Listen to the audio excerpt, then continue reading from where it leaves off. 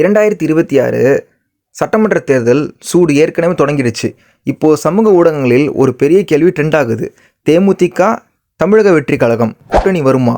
இது உண்மையா அல்லது அரசியல் கணக்கா?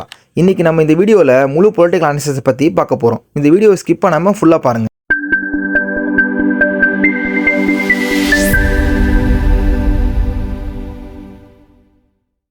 வணக்கம் நண்பர்களே, நீங்கள் பார்க்குறது மக்கள் அறிவு யூடியூப் சேனல். இங்கே வதந்தி இல்லை, ஃபேக்ட்டு அனாலிசிஸ் மட்டும். 2026 அரசியல் அப்டேட்ஸு, அரசு திட்டங்கள், மக்கள் நல்ல செய்திகளை தெரிஞ்சிக்க இப்போவே சப்ஸ்கிரைப் பண்ணுங்கள். மக்கள் அறிவு, மக்களின் குரல், மக்களுக்கு உண்மை. வாங்க வீடியோக்குள்ளே போகலாம். இந்த வீடியோவில் நான் உங்களுக்கு பகுதி வரை எக்ஸ்பிளைன் பண்ணுறேன், உங்களுக்கு ஈஸியாக புரியும். பகுதி 1, தேமுதிக நிலைமை. தமிழக அரசியலில் ஒரு காலத்தில் 3வது சக்தி என்று பேசப்பட்ட கட்சி தான் தேமுதிக. 2005-2006 காலகட்டத்தில் தொடங்கப்பட்ட இந்த கட்சி ஆரம்பத்திலேயே நல்ல எதிரொலி பெற்றது. 2006 சட்டமன்ற தேர்தலில் தனியாக போட்டியிட்டு கணிசமான வாக்குகளை பெற்றது. அதற்கு பிறகு சில தேர்தல்களில் கூட்டணியுடன் போட்டியிட்டு முக்கிய இடத்தை பிடித்தது. ஒரு கட்டத்தில் எதிர்க்கட்சி தலைவர் பதவியும் பெற்றது. இது தேமுதிக வளர்ச்சியின் உச்சம். ஆனால் அதன் பிறகு என்ன நடந்தது? ஓட் ஷேர் மெதுவாக குறைய ஆரம்பித்தது. கிரவுண்ட் லெவல் கேடரி உற்சாகம் சற்று குறைந்தது. பல தேர்தல்களில் கூட்டணி சார்ந்த அரசியல் அதிகரித்தது. கடந்த சில ஆண்டுகளில் தேமுதிக தனியாக பெரிய அரசியல் அலை உருவாக்க முடியாமல் இருந்தது என்பது அரசியல் விமர்சகர்களின் கருத்து. ஆனால் முழுக்க முடிந்து விட்டதா? இல்லை. இன்னும் சில பகுதிகளில் ட்ரெடிஷனல் ஓட் பேங்க் இருக்கிறது. கட்சியின் கோர் சப்போர்ட்டர்ஸ் இன்னும் உள்ளனர். மேலும் 2026 தேர்தலை முன்னிட்டு புதிய கூட்டணி வாய்ப்புகள் தேமுதிகவுக்கு ஒரு மறுபிறப்பிப்பு வாய்ப்பாக இருக்கலாம். அதாவது தனியாக போட்டியிடுவது சவால், ஆனால் சரியான கூட்டணி அமைந்தால் மீண்டும் ரெவலன்ஸ் பெறும் வாய்ப்பு உள்ளது. இதனால் தான் இப்போது அரசியல் வட்டாரங்களில் தேமுதிக அடுத்த மூவ் என்ன என்ற கேள்வி அதிகமாக பேசப்படுகிறது. இப்போ நம்ம பார்க்க போகிற அடுத்த பகுதி 2, தமிழக வெற்றி கழகம் அரசியல் என்ட்ரி. தமிழக அரசியலில் பெரிய அதிர்வை ஏற்படுத்திய என்ட்ரி தான் தமிழக வெற்றி கழகம், அதாவது டிவிகேன்னு சொல்லலாம். நடிகர் விஜய் அரசியலுக்கு நேரடியாக வருவதாக அறிவித்த பிறகு அவரது ரசிகர்கள் மட்டுமல்ல, பொதுமக்களிடம் ஒரு பெரிய எதிர்பார்ப்பு உருவானது. டிவிகேவின் முக்கிய பலம் என்ன? Youth support, social media reach, massive fan base. விஜயின் சினிமா பாப்புலாரிட்டி அரசியலிலும் தாக்கம் செலுத்துமா? இதுதான் முக்கிய கேள்வி. ஆனால் அரசியல் என்பது சினிமாவை விட வேற மாதிரி. ஃபேன் ஃபாலோயிங் மட்டும் போதாது. பூத் லெவல் ஸ்ட்ரக்சர் தேவை, கிராஸ் ரூட் கேட்ரி தேவை, ரூரல் அவுட்ரீச் முக்கியம். இப்போதைக்கு டிவிக்கே ஒரு புதிய கட்சி ஸ்ட்ரக்சர் பில்ட் ஆகி கொண்டிருக்கிறது. பப்ளிக் மீட்டிங்ஸ் மூலம் மக்கள் மனதில் இடம் பிடிக்க முயற்சி நடக்கிறது. 2026 தேர்தலில் டிவிக்கே தனியாக போட்டியிடுமா அல்லது கூட்டணி அமைப்புமா? இதுதான் இப்போ அரசியல் வட்டாரங்களில் பெரிய டிஸ்கஷன்.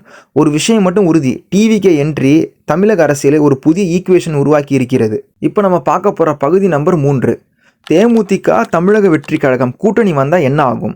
இப்போ முக்கியமான கேள்வி, தேமுதிக மற்றும் தமிழக வெற்றி கழக கூட்டணி அமைந்தால் என்ன ஆகும்?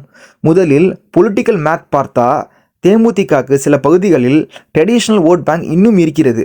கட்சியின் பழைய கேடரி நெட்வொர்க் குறிப்பாக சில மாவட்டங்களில் கிரவுண்ட் லெவல் பிரசன்ஸ் வைத்திருக்கிறது. மற்ற பக்கம் டிவிகே பற்றி பார்க்கலாம்.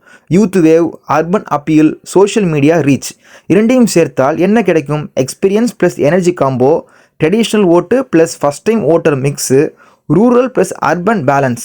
இது ஒரு தேர்டு ஃப்ரண்ட் மாதிரி ப்ரிஸ்கிரிப்ஷன் உருவாகும் வாய்ப்பு இருக்கிறது. ஆனால் இது தியரி மட்டும்தான்.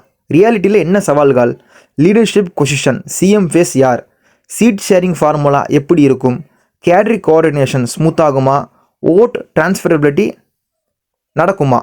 தமிழக அரசியலில் ஓட்டு தான் மிகப்பெரிய சவால்.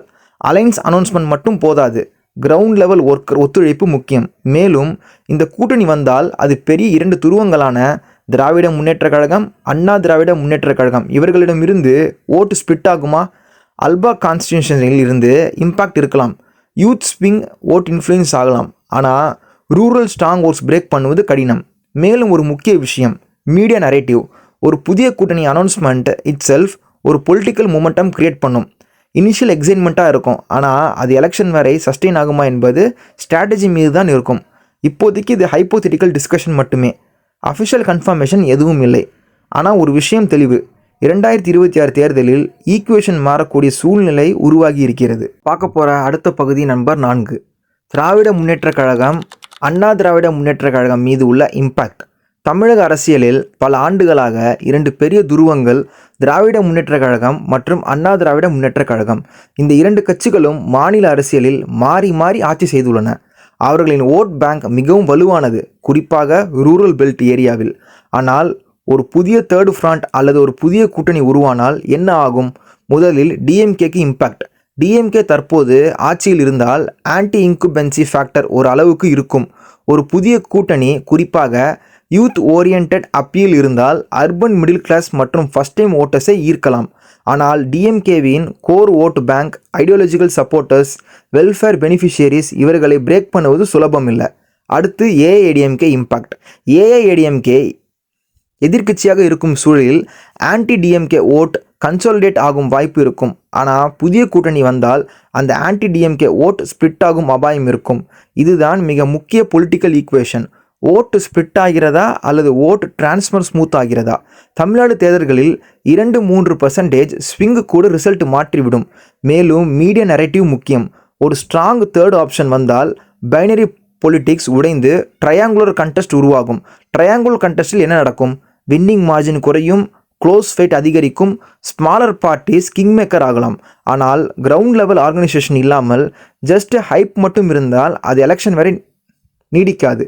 முடிவாக சொல்ல வேண்டுமென்றால் டிஎம்கே அண்ட் ஏஐடிஎம்கே மீது இம்பாக்ட் இருக்கலாம், ஆனால் அது கான்ஸ்டியூன்சி வைஸ் மாறுபடும். அர்பன் சீட்ஸில் அதிக தாக்கம், ரூரல் ஸ்ட்ராங் ஓட்ஸில் குறைந்த தாக்கம். இதுதான் பொலிட்டிக்கல் அப்சர்வர்ஸ் கூறும் பொதுவான மதிப்பீடு. 2026 தேர்தல் வரை பல மாற்றங்கள் வரலாம். ஆனால் ஒரு விஷயம் மட்டும் உறுதி, தமிழ்நாடு பொலிட்டிக்ஸ் இந்த முறை மிகவும் சுவாரஸ்யமாக இருக்க போகிறது. இந்த வீடியோ உங்களுக்கு ஒரு தெளிவு கொடுத்துருக்குன்னு நான் நம்புகிறேன். நீங்கள் என்ன நினைக்கிறீங்க? தேமுதிக தாவேகா கூட்டணி உருவாகுமா? உங்கள் கருத்தை கமெண்ட்டில் சொல்லுங்கள். இந்த மாதிரி அரசியல் அப்டேட்ஸுக்கு நமது மக்களது யூடியூப் சேனலை சப்ஸ்கிரைப் பண்ணிடுங்க. அப்படியே பக்கத்தில் இருக்கிற ஆளுங்களை பெல் பட்டனை கிளிக் பண்ணிடுங்க. அடுத்த அரசியல் அப்டேட்ஸில் சந்திப்போம். நன்றி, வணக்கம்.